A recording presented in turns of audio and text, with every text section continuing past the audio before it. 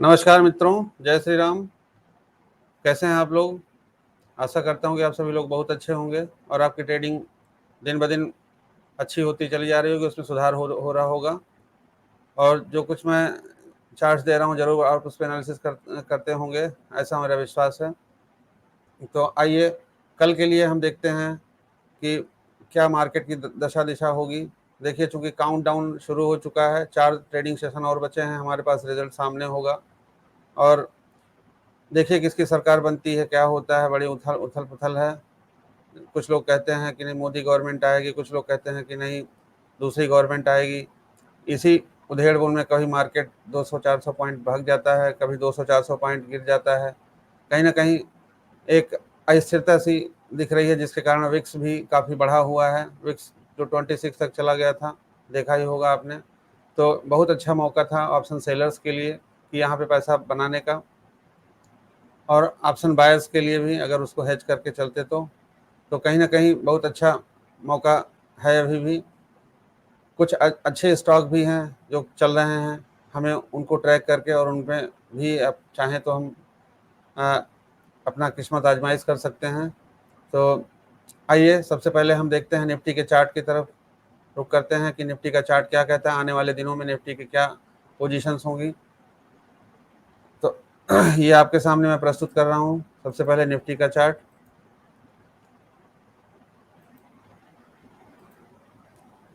तो ये रहा निफ्टी का वीकली चार्ट। हालांकि वीकली अभी क्लोज नहीं हुआ है। डेली चार्ट अगर हम देखें तो देखिए लास्ट सेशन में लास्ट जो है उसमें मैंने बताया था आपको कि देखिए काफ़ी ख़राब सी कैंडल बनी हुई है, हो सकता है कि ये गैप डाउन दे। तो कहीं ना कहीं मार्केट में काफ़ी अच्छी गिरावट की शुरुआत एक हुई है। अब ये अस्थिरता के कारण ही है दोस्तों। हो सकता है कि यहाँ से रिवर्सल भी के जो चांसेस मिले, लेकिन अभी फ़िलहाल संभव नहीं लगता, क्योंकि जब तक रिजल्ट नहीं आ जाते, जब तक एक कोई पिक्चर क्लियर नहीं हो जाती, तब तक ऐसा नहीं लगता कि मार्केट एक तरफा भाग जाएगा या एक तरफा गिर जाएगा। बहुत ज़्यादा गिरने का भी नहीं है, क्योंकि 22,500 के लेवल को अगर इसने तोड़ा तब को जाकर के कहीं 21,800 का आएगा।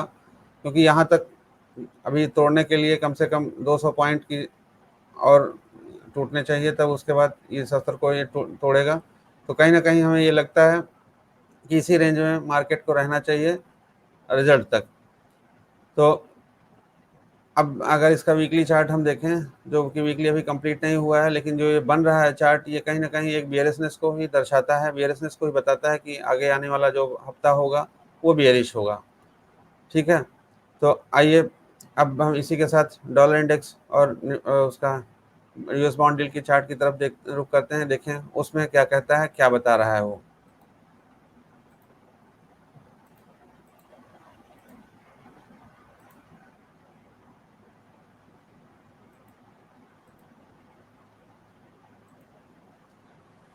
तो ये रहा मित्रों डॉलर इंडेक्स का चार्ट। देखिए डॉलर इंडेक्स जब जब भी अपना सर उठाता है तो मार्केट में एक गिरावट होती है।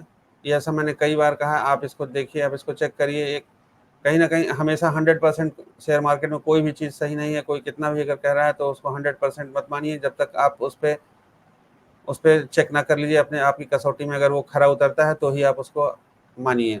देखिए एक काफ़ी अच्छा मतलब यहाँ जब मार्केट यहाँ यहाँ पे जो है गिर रहा था, तो हमारा इंडियन स्टॉक एक्सचेंज जो है वो काफ़ी भाग रहा था।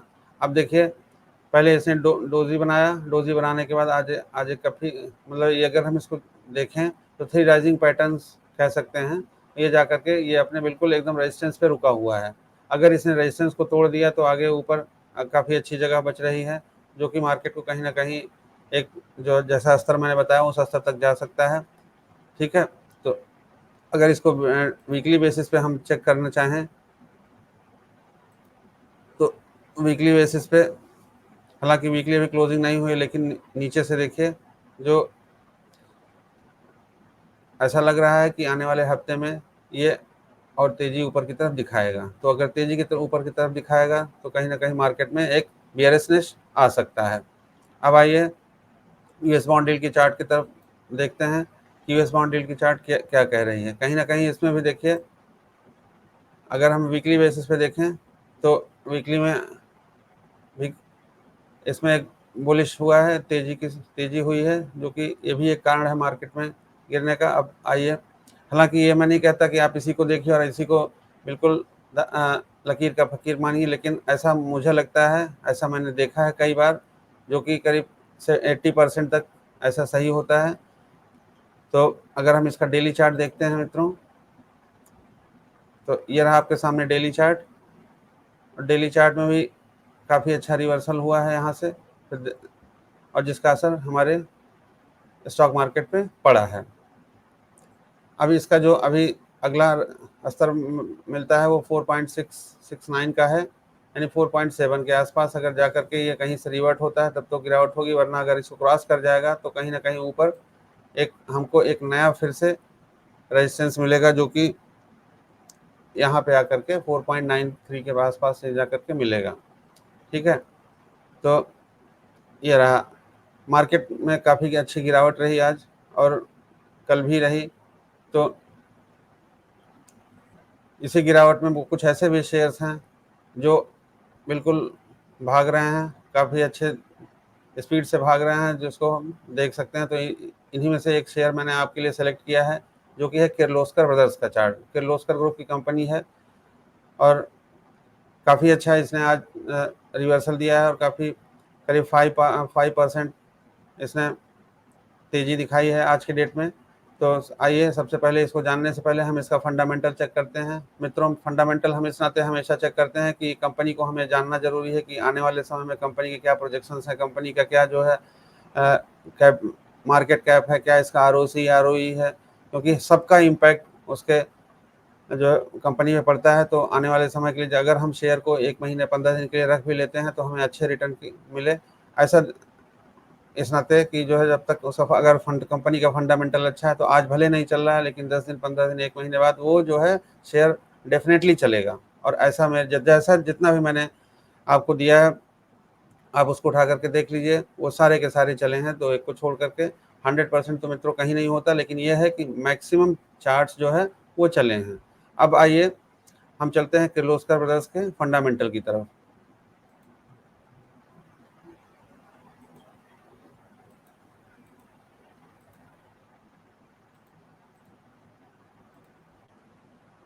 ये रहा मित्रों आपके सामने किर्लोस्कर ब्रदर्स, जो है किर्लोस्कर ग्रुप का ही एक पार्ट है, जो कि इंजीनियरिंग और मैन्युफैक्चरिंग में, जो फ्लूइड मैनेजमेंट के में जो है ये बेसिकली इंगेज्ड हैं। इनका जो कोर बिजनेस है वो इंफ्रास्ट्रक्चर प्रोजेक्ट में है, वाटर में है, सप्लाई में है, पावर में है, प्लांट और इरिगेशन में, पंप्स, वाल्व्स, मोटर्स और हाइड्रो टर्बाइंस वगैरह ये लोग बनाते हैं बहुत बड़े लेवल पे। इनका मार्केट कैप है 13,482 करोड़ रुपए का, बुक वैल्यू है 216 रुपए की। स्टॉक जो पी है काफ़ी अच्छा पी है, जो कि 39.2 का है। आर भी काफ़ी अच्छा है, 27.7% का है। ROE 22.0% का है। प्राइस टू बुक वैल्यू काफ़ी सस्ते पे मिल रहा है। डेप्ट टू इक्विटी रेशियो काफ़ी कम है, 0.11 का है। FII की भी अच्छी होल्डिंग है और पिछले क्वार्टर्स में इन्होंने काफ़ी कुछ बढ़ाया है, 0.23% का। प्रमोटर्स का जो स्टेक है वो 66% का है। अगर हम मिला जुला के इसको देखें तो कहीं ना कहीं ये बहुत अच्छी कंपनी लग रही है, जो कि आने वाले समय में बहुत अच्छा करेगी। अब आइए इसके चार्ट की तरफ हम रुख करते हैं कि इसका चार्ट क्या कहता है। चार्ट को हम जानने की कोशिश करते हैं कि चार्ट में ऐसा क्या लगा जिससे वजह से मैंने आपको दिया। तो ये रहा मित्रों किर्लोस्कर ब्रदर्स का वीकली चार्ट। हालांकि वीकली अभी क्लोज नहीं हुआ है, ये वीकली क्लोज होगा आपका 2 दिन बाद। तो अगर हम इसका डेली चार्ट देखें तो देखिए काफ़ी अच्छी गिरावट के बाद ये इसने इस लेवल को इसने क्रॉस किया है।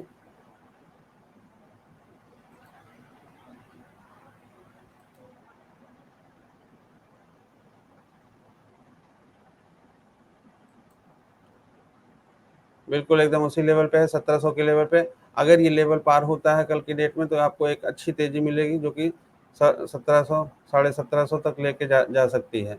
और फिर अगर वो स्तर क्रॉस हुआ तो कहीं ये खुले नीले आसमान में 1892 1900 के स्तर को ये आपको दिखा सकता है आने वाले कुछ दिनों में।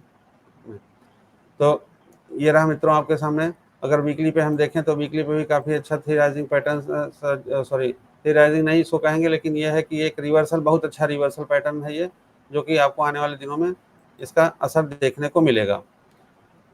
तो ये रहा मित्रों मेरा एनालिसिस, मेरा चार्ट, मेरे मार्केट की दशा दिशा। कृपया आप अपने प्रेम, प्यार और व्यवहार को इसी तरीके से बनाए रखें, और अगर कुछ कमियां होती हैं तो प्लीज़ कमियों को ज़रूर बताएं, और अपने मित्रों को और सहयोगियों को ज़रूर एक बार इसको शेयर करें। इससे मेरा मोटिवेशन बढ़ता है। आपने समय दिया, आपका बहुत बहुत धन्यवाद, बहुत बहुत शुक्रिया। आपका समय हमेशा शुभ हो।